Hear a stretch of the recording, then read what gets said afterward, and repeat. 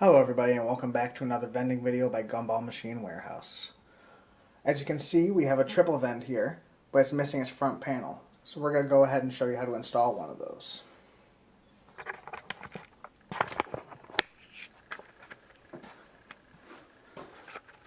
Now looking at the top of the triple vent, the first thing you'll need to do is take out both of your dividers.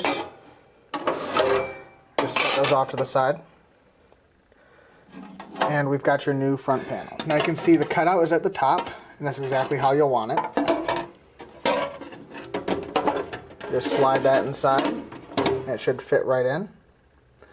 And then all you have to do is reinstall your dividers.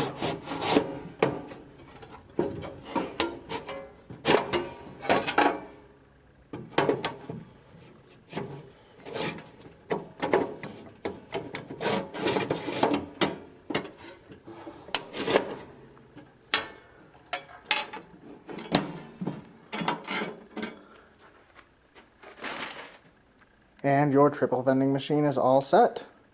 Thanks for watching, guys, and happy vending.